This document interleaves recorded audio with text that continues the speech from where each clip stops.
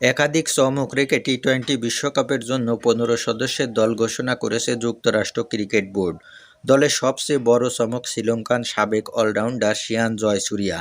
৩৪ বছর বয়সী এই বামহাতি অলরাউন্ডারকে নিয়ে গত শুক্রবার ৩০শে জানুয়ারি দল দিয়েছে ইউএসএ ক্রিকেট।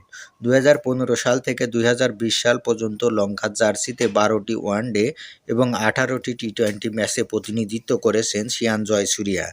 দ্বিতীয়বারের মতো টি-টোয়েন্টি বিশ্বকাপ খেলতে যাচ্ছেন শ্রিয়ান জয়সূরিয়া। এর আগে ২০১৬ সালের বিশ্বকাপে শ্রীলঙ্কা দলের অংশ ছিলেন তিনি, আর এবার খেলতে যাচ্ছেন যুক্তরাষ্ট্রের জার্সিতে। তবে এখনও যুক্তরাষ্ট্রের হয়ে কোনো ম্যাচ খেলা হয়নি তার। স্কোয়াডে এমন ক্রিকেটার রয়েছেন আরও একজন, তিনি হলেন পাকিস্তানি বংশোদ্ভূত লেগ স্পিনার মোহাম্মদ মুহাসিন। পেশোয়ারে জন্ম নেওয়া এই ক্রিকেটারও রয়েছেন অভিষেকের অপেক্ষায়। এছাড়াও ভারতের পুনেতে জন্ম নেওয়া ব্যাটার শিবম রঞ্জনে রয়েছেন যুক্তরাষ্ট্রের বিশ্বকাপ স্কোয়াডে, যিনি যুক্তরাষ্ট্রের জার্সিতে ৪টি ওয়ানডে ম্যাচ খেললেও এখন পর্যন্ত টি-টোয়েন্টিতে অভিষেক হয়নি। ভারতগামী এই স্কোয়াডে রয়েছেন ২০২৪ টি-টোয়েন্টি বিশ্বকাপে সুপার ৮-এ খেলা ১০ ক্রিকেটার। সেই আসরে দলটির হয়ে সর্বোচ্চ রান সংগ্রাহক ছিলেন আন্দ্রে গাউস, সর্বোচ্চ উইকেট শিকারী ছিলেন সৌরভ নেত্রাভালকার এবং অধিনায়ক মোনাক প্যাটেল।